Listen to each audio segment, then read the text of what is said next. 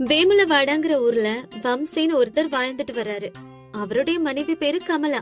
இவங்க ரெண்டு பேருக்கும் சுரேஷ் பிரசாத்னு ரெண்டு மகன்கள் இருக்காங்க. இதுல சுரேஷுக்கு ஏழை வீட்டு பெண்ணான சரோஜாவையும் பிரசாத்துக்கு பணக்கார வீட்டு பெண்ணான பத்மினியையும் திருமணம் செஞ்சு வைக்கிறாங்க.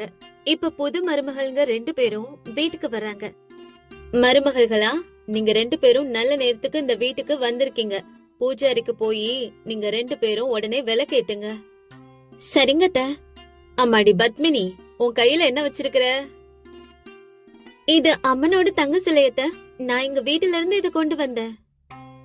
சரிம்மா. சரோஜா, நீ என்ன கையில வச்சிருக்க? நீயும் இது கொண்டு வந்திருக்கியா? ஆமா அத்த, ஆனா என்கிட்ட இந்த அம்மனோட சின்ன போட்டோ மட்டும்தான் இருக்கு. அதனால என்னம்மா, பரவாயில்ல. நீங்க ரெண்டு பேரும் சேர்ந்து போய் பூஜை பண்ணுங்க. அத்தை, அவ என்ன பண்ண போறா? பூஜாரிக்கு வந்து அவ ஒரு சின்ன போட்டோ வச்சுக்கிட்டு என் கூட சேர்ந்து வந்து பூஜை பண்ண சொல்றீங்க? அம்மா பத்மினி, கடவுள் எல்லாருக்கும் பொதுவானவர் தான். அதனால நீங்க ரெண்டு பேரும் ஒரே மாதிரி தான் பூஜை பண்ணணும். கமலா அப்படி சொன்னதும் ரெண்டு பேரும் சேர்ந்து அவங்கவங்க விருப்பப்படி பூஜையை செய்யறாங்க. கொஞ்ச நாட்கள் போகுது. சரோஜா பத்மினியோட தன்னை ஒப்பிட்டு நான் ரொம்ப ஏழையா இருக்கதா எப்போதும் நினைக்கிறா. கமலா, நம்ம மருமகங்க ரெண்டு பேரும் நம்ம வீட்டுக்கு பழகிட்டாங்களா? பத்மினி இங்க நல்லாவே இருக்கிறாப்பா. சரோஜாவும் நல்லபடியா இருக்காப்பா. அட, அப்படிலாம் இல்லங்க. பத்மினி பரவாயில்ல. ஆனா சரோஜா எப்பவும் தனியாவே இருக்கா. யார்கிட்டயும் பேசுறது கூட இல்ல.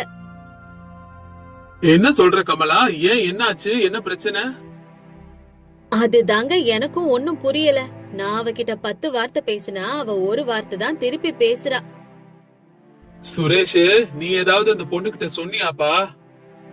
நான் எதுவும் சொல்லலப்பா. ஆனா இந்த ஊரு புதுசு இல்ல, அதனால அவளுக்கு அவ வீட்டு நினைப்பு வந்திருக்குமோ என்னவோ. சரி சரி, மருமகள்களை பத்திரமா பாத்துக்கோங்க. இப்படி இவங்க பேசிட்டு இருக்கும் போதே அங்கே பத்மினி வர்றா. ஆன்ட்டி, அங்கிள், நான் உங்ககிட்ட ஒரு விஷயம் சொல்லணும். என்ன பத்மினி, இது அங்கிள் ஆன்ட்டின்னு அத்தை மாமானே கூப்பிடு. சரி அத்தை, நான் உங்ககிட்ட ஒரு கேள்வி கேட்கணும். என்னம்மா கேட்கணும்? சீக்கிரமாவே தசரா வரப்போகுது. நவராத்திரியும் தொடங்குது. இந்த முறை நம்ம வீட்டுல துர்கா பூஜைய பிரம்மாண்டமா செய்யலாமா?